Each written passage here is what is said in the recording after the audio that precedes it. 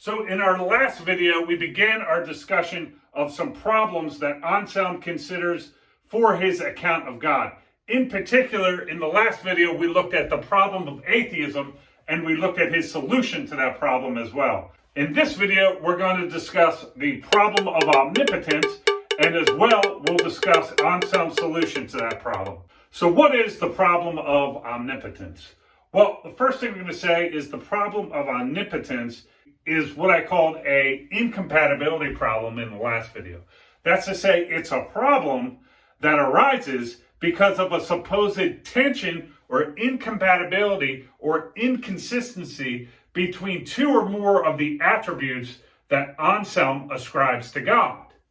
And the attributes that are suspected of being incompatible here are obviously, number one, omnipotence, or God's being all-powerful, and also the negative attributes that Anselm ascribed to God, of God being incapable of being corrupted, right? He said God can't be corrupted. He said God can't tell a lie, and God can't make what's true false. So, in a nutshell, the problem is this. How can God be omnipotent and all-powerful if there are things that he can't do? Like be corrupted, tell a lie, make what's false true, etc.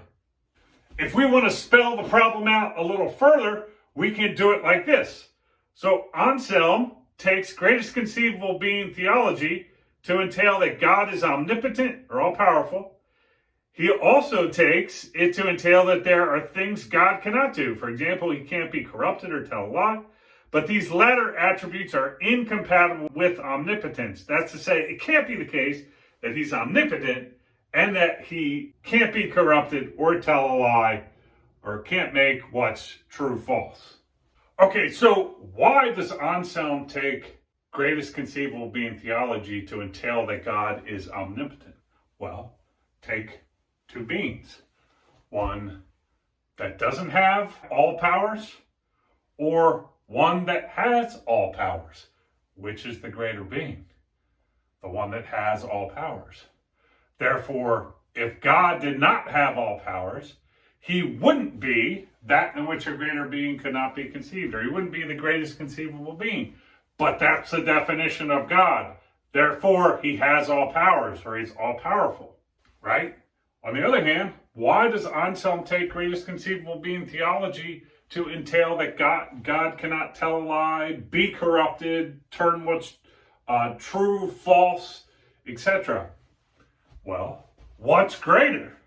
A being that can be corrupted and corrupt things, or one that is so good that it can't be corrupted and it can't corrupt other things? Obviously, the one that is so good that it can't be corrupted or corrupt other things.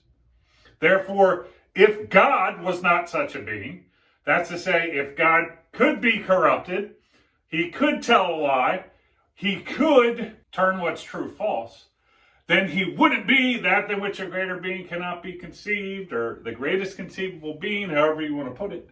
But again, he is that by definition. Therefore, he can't do those things. So what gives Anselm? On the one hand, you tell us God's all-powerful. You think this is entailed by greatest conceivable being theology. And then on the other hand, you tell us there's things God can't do, right? And that this is entailed by greatest conceivable being theology. You're confused somewhere, and your account is internally inconflicted, because it can't be the case that God is all-powerful and that there are things that he can't do. So what is Anselm's solution or response to this problem? Well, it involves a distinction that he draws, namely a distinction between power and weakness. A power, he says, is an ability to do what is beneficial to oneself and what one ought to do. Weakness, on the other hand, is an ability to do what is not beneficial to oneself and what one ought not to do. So, by saying, as Anselm does, that there are things God cannot do, tell a lie, be corrupted, make what's true false, he is not denying of God any powers. Rather, he is denying that God has weaknesses, right? Being corruptible or being corrupted is something that's not beneficial to oneself. And telling lies or turning what's true to false are not things that one should do.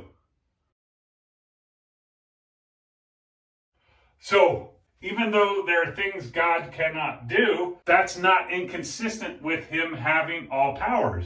Because those things that he cannot do are not powers, but weaknesses.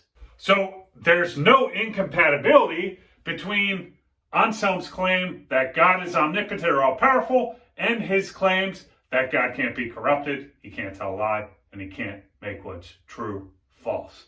And his account of God, therefore, at least in this respect, is not internally inconsistent, but rather it's internally consistent. All the claims he makes can be true at the same time. All the attributes he ascribes to God can be had at the same time. So in this video, we considered the problem of omnipotence for Anselm's account of God, and we considered Anselm's response to that problem. Of course, there's always more to say, and challenges to be made, and questions to be asked. And if you have anything to say, I'd love to see it in the comments below. In the next video, what we're going to do is discuss another supposed internal tension in Anselm's theory, namely a tension between the attributes of justice and mercy, right? So we'll consider what's called the problem of justice and mercy in the next video. See you in the next video. Dr. K out.